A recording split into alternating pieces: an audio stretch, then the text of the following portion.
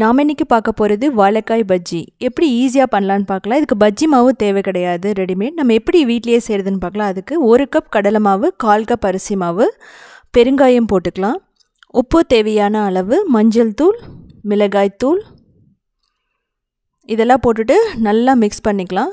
நீங்கள் கடை அப்படின்னா என்ன ஆகும்னா அங்கே கலர் போடுவாங்க கடையில் இருக்கிற மாவில். இப்போ தண்ணி ஊற்றிட்டு நல்ல ஒரு திக்கான ஒரு பேட்டராக நம்ம பண்ணிக்கலாம். நீங்கள் கொஞ்சம் கொஞ்சமாக தண்ணி ஊற்றி பண்ணுங்கள், கட்டி இல்லாமல் பண்ணணும். உங்களுக்கு கலர் அப்படின்னு தேவைப்பட்டதுன்னா நீங்கள் காஷ்மீரி ரெட் சில்லி பவுடர் நீங்கள் இதுக்கு யூஸ் பண்ணிங்கன்னா பர்ஃபெக்டாக இருக்கும். கலர் ஓரளவுக்கு வந்துடும். இந்த மாவு ரொம்ப தண்ணியாகவும் இருக்கக்கூடாது, ரொம்ப கெட்டியாகவும் இருக்கக்கூடாது. இப்போது நம்ம 2 வாழைக்காயை நல்லா கழுவி எடுத்துக்கலாம். தோலை லைட்டாக மட்டும் எடுத்துக்கலாம், எட்ஜஸையும் எடுத்துக்கலாம். இதுக்கப்புறமா முதல்ல நான் என்ன பண்ண போகிறேன்னா தட்டையாக போட போகிறேன். அதனால் ஓரளவுக்கு தின்னாக ஸ்லைஸ் பண்ணிக்கலாம் வாழைக்காயை. நான் 2 மெத்தட்லேயும் காட்ட போகிறேன். ஒன்று ரவுண்டாக எப்படி போடலாம், இன்னொன்று தட்டையாக எப்படி போடலான்னு சொல்லிட்டு.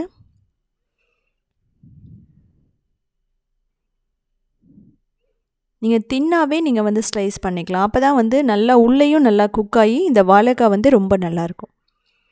ஒரு பவுலில் போட்டுக்கலாம். உப்பு தேவையான அளவு, மஞ்சள் தூள், மிளகாய் தூள், இஞ்சி பூண்டு விழுது. இது எதுக்காக போடுறேன்னா இது சாப்பிடும்போது இந்த கேஸ்ட்ரிக் ப்ராப்ளமெல்லாம் வராமல் இருக்கும். எப்போவுமே வாழைக்காயில் கொஞ்சம் கேஸ்ட்ரிக் ப்ராப்ளம் வரும், அதுக்காக நான் இதை ஆட் பண்ணுறேன்.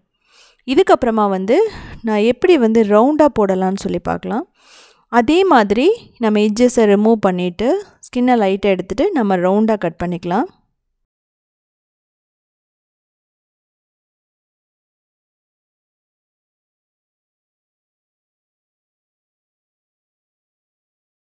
முதல்ல நம்ம எல்லாத்தையும் கட் பண்ணிட்டோம். இதுக்கப்புறம் என்ன பண்ண போகிறோன்னா நம்ம அந்த மாவில் டிப் பண்ணிவிட்டு நல்லா சூடான எண்ணெயில் போட்டுட்டு ஃப்ரை பண்ண போகிறோம், கிறிஸ்ப் அண்ட் கோல்டன் ப்ரௌனாக வர வரைக்கும்.